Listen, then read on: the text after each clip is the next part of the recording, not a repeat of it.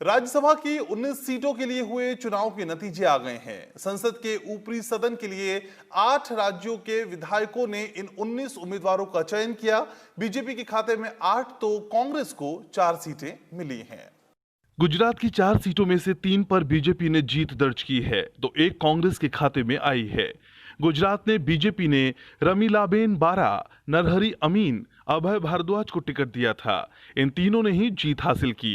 वहीं कांग्रेस के एक प्रत्याशी शक्ति सिंह गोहिल को जीत हासिल हुई है। मध्य प्रदेश में उच्च सदन की 3 सीटों में 2 पर बीजेपी के उम्मीदवार जीते हैं, ज्योतिरादित्य सिंधिया और सुमेर सिंह सोलंकी, जबकि तीसरी सीट पर कांग्रेस के दिग्विजय सिंह जीत दर्ज करने में कामयाब रहे। वहीं राजस्थान में राज्यसभा की 3 सीटों के लिए हुए चुनाव में 2 सीटों पर कांग्रेस तो 1 पर बीजेपी ने जीत दर्ज की। कांग्रेस के दोनों उम्मीदवार के.सी. वेणुगोपाल और नीरज डांगी को विजेता घोषित किया गया। वहीं बीजेपी प्रत्याशी राजेंद्र गहलोत को भी जीत मिली है। इधर आंध्र प्रदेश में उच्च सदन की 4 सीटों के लिए मतदान हुआ। यहां चारों सीटों पर वाईएसआर कांग्रेस के उम्मीदवार जीते। पार्टी ने पिल्ली सुभाष चंद्र बोस, मोपी देवी वेंकटरमणा, आला अयोध्या रामिरेड्डी और परिमल नाथवानी को चुनाव मैदान में उतारा था। झारखंड में एनडीए के उम्मीदवार और प्रदेश बीजेपी अध्यक्ष दीपक प्रकाश और झारखंड मुक्ति मोर्चा प्रमुख शिबू सोरेन ने राज्यसभा चुनाव जीत लिया है। मणिपुर की एकमात्र राज्यसभा सीट बीजेपी के खाते में गई। यहां से बीजेपी उम्मीदवार लीसेंबा सानाजाओबा की जीत हासिल हुई। मिजोरम में एकमात्र राज्यसभा सीट के लिए त्रिकोणीय मुकाबले में सत्तारूढ़ मिजोरम नेशनल फ्रंट एमएनएफ के उम्मीदवार के वनलाल वीना निर्वाचित घोषित किए गए। मेघालय से एनपीपी के डब्ल्यूआर खरलुखी को जीत हासिल हुई है। प्रधानमंत्री नरेंद्र मोदी ने चीन सीमा पर जारी गतिरोध की स्थिति पर स्पष्ट शब्दों में कहा है कि किसी ने भारतीय क्षेत्र में ना तो प्रवेश किया है और ना ही भारतीय चौकियों पर कब्जा किया गया है। सर्वदलीय बैठक में प्रधानमंत्री ने कहा कि भारत शांति और दोस्ती चाहता है, लेकिन वो अपनी संप्रभुता के साथ कोई समझौता नहीं करेगा। उन्होंने कहा कि सेना को जरूरी कदम उठाने के लिए पूरी छूट दी गई है। सर्वदलीय बैठक में प्रधानमंत्री नरेंद्र मोदी ने गलवान घाटी में चीन के सैनिकों के साथ हिंसक झड़प में 20 जवानों के शहीद होने से जुड़े घटनाक्रम पर राजनीतिक दलों के नेताओं को जानकारी दी। प्रधानमंत्री ने कहा कि सर्वोच्च बलिदान देने वाले सैनिकों ने भारत की तरफ आंख उठाकर देखने की हिमाकत करने वालों को सबक सिखाया है। उन्होंने नेताओं को आश्वस्त किया कि सशस्त्र बल देश की रक्षा के लिए कोई कोर कसर नहीं छोड़ रहे और इसके लिए उन्हें पूरी आजादी प्रदान की गई है। तो दूसरी तरफ कूटनीतिक माध्यमों से भी चीन को अपनी बात दो टूक स्पष्ट कर दी गई है। लद्दाख में हमारे 20 जाबाज शहीद हुए, लेकिन जिन्होंने भारत माता की तरफ आंख उठाकर देखा था, उन्हें वो सबक सिखा कर गए हैं। उनका ये शौर्य, ये बलिदान हमेशा हर भारतीय के मन में अमिट रहेगा। हमने जहां एक तरफ सेना को अपने स्तर पर उचित कदम उठाने की छूट दी है, वहीं दूसरी तरफ डिप्लोमेटिक माध्यमों से भी चीन को अपनी बात दो टूक स्पष्ट कर दी है। प्रधानमंत्री ने कहा कि चीन ना तो हमारे क्षेत्र में घुसा है और ना ही किसी पोस्ट पर कब्जा किया है। उन्होंने कहा कि भारत के पास आज इतनी क्षमता है कि कोई भी हमारी 1 इंच जमीन की तरफ आंख उठाकर नहीं देख सकता। हालांकि उन्होंने ये भी कहा कि भारत शांति और मित्रता चाहता है, लेकिन संप्रभुता की रक्षा सर्वोपरि है। आपने रक्षा मंत्री जी और विदेश मंत्री जी को सुना भी और प्रेजेंटेशन को भी देखा। न वहां कोई हमारी सीमा में घुस आया है, न ही कोई घुसा हुआ है, न ही हमारी कोई पोस्ट किसी दूसरे के कब्जे में है। भारत पीस और फ्रेंडशिप चाहता है, लेकिन अपनी सॉवरेनिटी की रक्षा हमारे लिए सर्वोपरि है। प्रधानमंत्री ने कहा कि पिछले कुछ सालों में सीमाओं की रक्षा के लिए बुनियादी ढांचे के विकास को महत्व दिया है। उन्होंने कहा है कि इंफ्रास्ट्रक्चर की वजह से खासकर LAC में अब पेट्रोलिंग की क्षमता भी बढ़ गई है और जिन क्षेत्रों की वास्तव में पहले निगरानी नहीं की गई थी, वहां भी हमारे जवान अब निगरानी करने और अच्छी प्रतिक्रिया देने में सक्षम हैं। बॉर्डर एरिया में इंफ्रास्ट्रक्चर डेवलपमेंट को प्राथमिकता दी है। हमारी सेनाओं की दूसरी आवश्यकताओं जैसे फाइटर प्लेन्स, आधुनिक हेलीकॉप्टर, मिसाइल डिफेंस सिस्टम आदि पर भी हमने बहुत बल दिया है। नए बने हुए इंफ्रास्ट्रक्चर की वजह से खासकर LAC में अब हमारी पेट्रोलिंग की कैपेसिटी भी बढ़ गई है। भारत ने कभी किसी बाहरी दबाव को स्वीकार नहीं किया है। राष्ट्रीय सुरक्षा के लिए जो भी जरूरी कार्य है, जो भी जरूरी इंफ्रास्ट्रक्चर का निर्माण है, उसे इसी तरह तेज गति से आगे भी किया जाता रहेगा। प्रधानमंत्री ने कहा कि देश को सैनिकों पर अटूट विश्वास है। उन्होंने सैनिकों को आश्वस्त किया कि पूरा देश उनके साथ है। प्रधानमंत्री ने सभी राजनीतिक दलों को आश्वस्त किया कि हमारी सेनाएं सीमाओं की रक्षा करने में पूरी तरह सक्षम हैं। उन्होंने कहा कि भारत कभी भी बाहरी दबाव में नहीं आया और देश की सुरक्षा के लिए जो भी आवश्यक होगा किया जाएगा। वीडियो कॉन्फ्रेंसिंग के जरिए करीब 4 घंटे तक चली सर्वदलीय बैठक में सोनिया गांधी, शरद पवार, ममता बनर्जी और सीताराम येचुरी समेत विपक्षी दलों के प्रमुख नेताओं ने भाग लिया। राजनीतिक दलों के नेताओं ने लद्दाख में सशस्त्र बलों की बहादुरी की प्रशंसा की और इस जरूरत के समय प्रधानमंत्री के नेतृत्व पर भरोसा जताया। उन्होंने सरकार के साथ एकजुटता से खड़े रहने की प्रतिबद्धता जताई। प्रधानमंत्री नरेंद्र मोदी की अध्यक्षता में हुई इस बैठक में सभी प्रमुख राजनीतिक दलों के नेता शामिल हुए। कांग्रेस की तरफ से सोनिया गांधी, एनसीपी के शरद पवार, महाराष्ट्र के मुख्यमंत्री और शिवसेना प्रमुख उद्धव ठाकरे, पश्चिम बंगाल की मुख्यमंत्री और तृणमूल कांग्रेस प्रमुख ममता बनर्जी ने बैठक में हिस्सा लिया। बिहार के मुख्यमंत्री नीतीश कुमार के अलावा चिराग पासवान, डी राजा, जगनमोहन रेड्डी, के चंद्रशेखर राव, प्रेम सिंह तमांग और M.K. स्टालिन भी प्रधानमंत्री के साथ बैठक में शामिल हुए। विपक्षी दलों की तरफ से सरकार को कई सुझाव दिए गए और सभी दलों ने सरकार को एक मत से सहयोग देने की बात कही। कांग्रेस अध्यक्ष सोनिया गांधी ने कहा कि पूरा विपक्ष सैनिकों के साथ पूरी तरह एकजुट है और हमारी सेनाएं सभी चुनौतियों से निपटने में सक्षम है। पूर्व रक्षा मंत्री और एनसीपी नेता शरद पवार ने कहा कि तनाव कम करने के लिए कूटनीतिक माध्यमों का इस्तेमाल होना चाहिए। टीएमसी अध्यक्ष ममता बनर्जी ने कहा कि उनकी पार्टी संकट की इस घड़ी में केंद्र सरकार के साथ खड़ी है। रक्षा मंत्री राजनाथ सिंह ने कहा कि देश शहीदों के बलिदान को कभी नहीं भूलेगा। विदेश मंत्री एस जयशंकर ने सीमा प्रबंधन पर भारत और चीन के बीच समझौतों की रूपरेखा प्रस्तुत की। उन्होंने हालिया घटनाक्रम का ब्यौरा भी साझा किया। बैठक में वित्त मंत्री निर्मला सीतारमण और बीजेपी अध्यक्ष जगत प्रकाश नड्डा भी मौजूद रहे।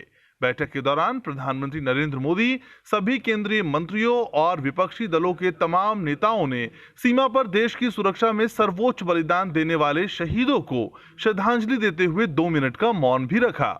बैठक के बाद केंद्रीय गृह मंत्री अमित शाह ने कहा कि राष्ट्रीय सुरक्षा की बात हो तो भारत एकजुट है और सर्वदलीय बैठक ने इस संदेश को स्पष्ट रूप से व्यक्त किया है। उन्होंने कहा कि यह संवाद भारत के सामरिक हितों से जुड़ा कोई भी महत्वपूर्ण मुद्दा आने पर सभी राजनीतिक पक्षों को साथ लेकर चलने की प्रधानमंत्री नरेंद्र मोदी की प्रतिबद्धता को दर्शाता है। केंद्र सरकार प्रवासी श्रमिकों की सहायता के लिए मिशन मोड में काम कर रही है। इसके तहत गरीबों के कल्याण के लिए आज से विशेष रोजगार योजना की शुरुआत होगी। प्रधानमंत्री नरेंद्र मोदी ने वीडियो कॉन्फ्रेंसिंग के जरिए बिहार के खगड़िया जिले से गरीब कल्याण रोजगार अभियान की शुरुआत करेंगे और इसका मकसद प्रवासी श्रमिकों के लिए ग्रामीण क्षेत्रों में आजीविका के अवसर बढ़ाने के साथ स्थायी बुनियादी ढांचा तैयार करना है। लॉकडाउन के दौरान विभिन्न राज्यों से अपने घरों को लौटे प्रवासी श्रमिकों और गांव के लोगों को सशक्त बनाने और आजीविका के अवसर प्रदान करने के लिए केंद्र सरकार गरीब कल्याण रोजगार अभियान की शुरुआत करने जा रही है। प्रधानमंत्री नरेंद्र मोदी बिहार के खगड़िया जिले के बेलदौर ब्लॉक के तेलिहार गांव से इस अभियान की शुरुआत करेंगे। बिहार के मुख्यमंत्री और उप मुख्यमंत्री की मौजूदगी में वीडियो कॉन्फ्रेंसिंग के जरिए ये कार्यक्रम होगा। केंद्रीय वित्त मंत्री निर्मला सीतारमण ने गुरुवार को इस अभियान के बारे में जानकारी दी। Nearly 25 schemes of the government are all going to be brought together, and within those 125 days, we shall reach saturation levels for each of those schemes. So if it was a Jal Jeevan mission, or if it was anything to do with, laying of Pradhan Mantri Gram Sadak Yojana, or building Awas Yojana, everyone who needs the assignment will be given the jobs. And under the 25 different works, the objectives which have to be achieved will be achieved using the Shramik who are there having returned from different parts of the country.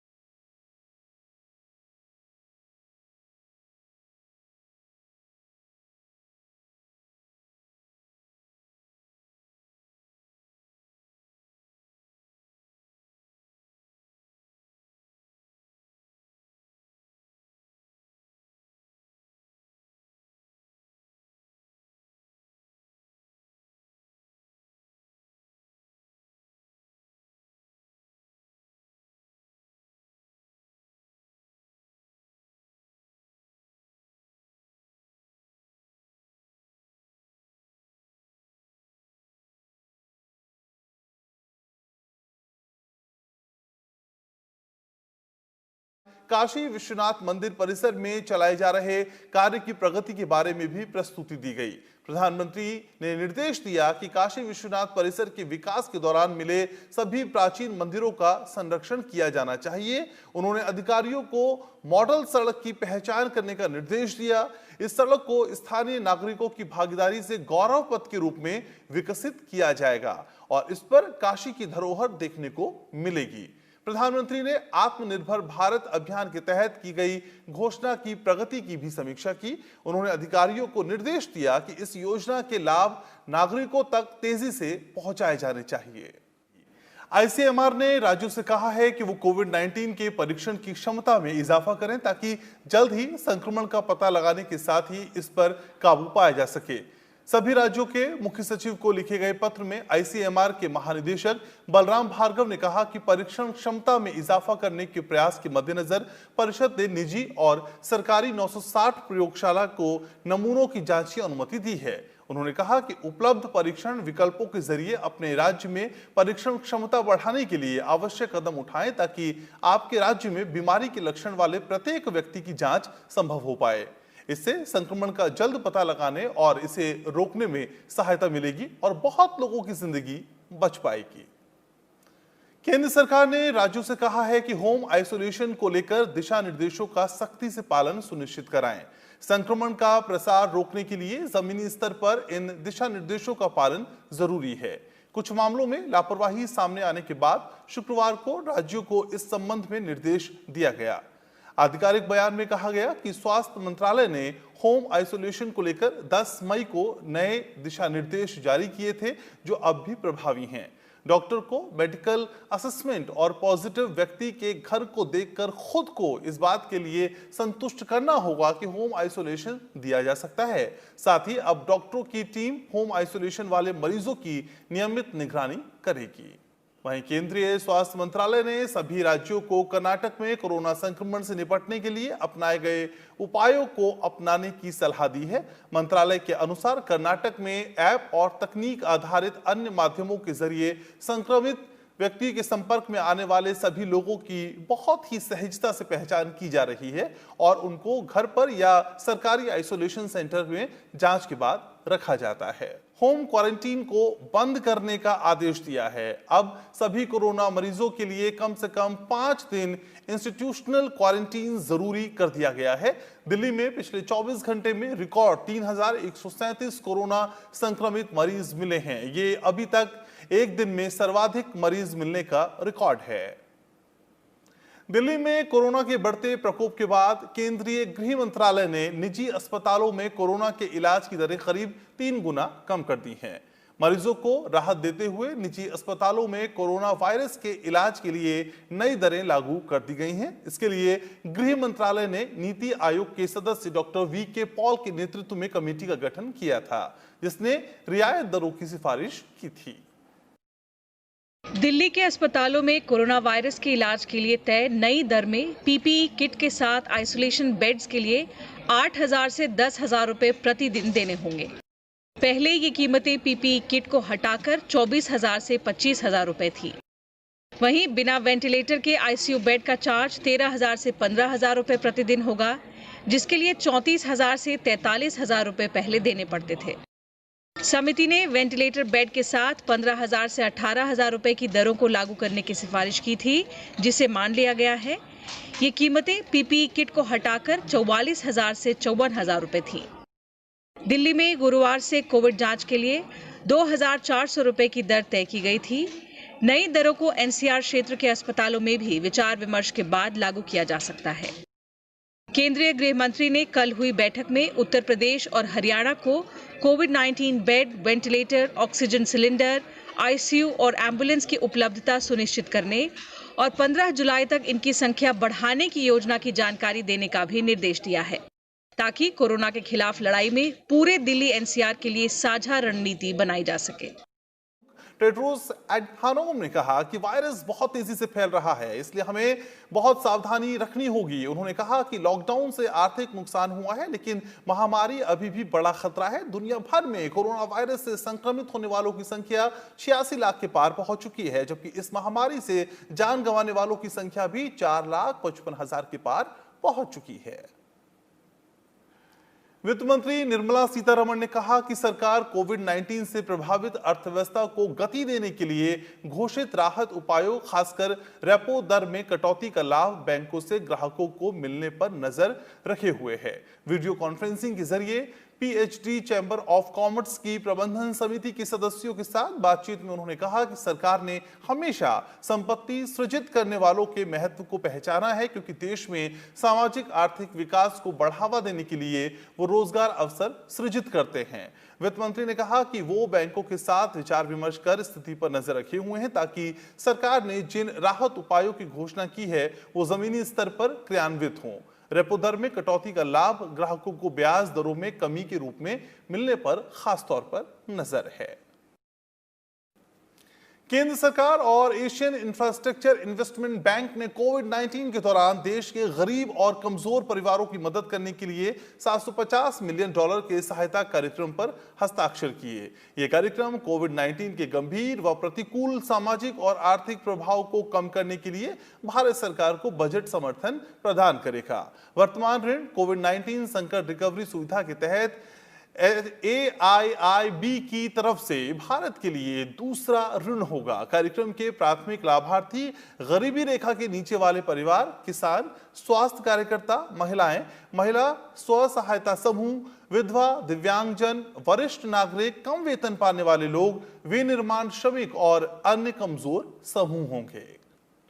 केंद्रीय आवास एवं शहरी कार्य मंत्रालय और भारतीय लघु उद्योग विकास बैंक यानी सिडबी के बीच एक समझौते पर हस्ताक्षर किए गए। इसका मकसद पीएम स्वनिधि के तहत रेहड़ी पटरी वालों के लिए एक विशेष लघु ऋण सुविधा योजना का कार्यान्वयन करना है। पीएम स्वनिधि योजना को इसी महीने 1 जून को लॉन्च किया था। इसका उद्देश्य रेहड़ी पटरी वालों को अपनी आजीविका शुरू करने के लिए सस्ती कार्यशील पूंजी ऋण मुहैया कराना है, जो कोविड-19 लॉकडाउन की वजह से बुरी तरह से प्रभावित हो चुकी है। योजना के जरिए 50 लाख से ज्यादा स्ट्रीट वेंडर्स को लाभ पहुंचाने का लक्ष्य है। इस योजना के तहत स्ट्रीट वेंडर्स 10,000 रुपए तक की कार्यशील पूंजी ऋण ले सकते हैं। पीएम स्वनिधि के एकीकृत आईटी प्लेटफॉर्म को इस महीने के आखिर तक लॉन्च किए जाने की संभावना है। बैंक ने उनके खातों से निकासी की सीमा को 50,000 रुपए से बढ़ाकर अब 1 लाख रुपए कर दिया है। हालांकि इसके साथ ही केंद्रीय बैंक ने इस सहकारी बैंक पर नियामकीय अंकुश 6 महीने के लिए और बढ़ाकर 22 दिसंबर तक कर दिया है। रिजर्व बैंक ने 23 सितंबर 2019 को पीएमसी बैंक मुंबई पर कई नियामकीय अंकुश लगाए थे। उस समय बैंक में कई वित्तीय अनियमितताएं सामने आई थी।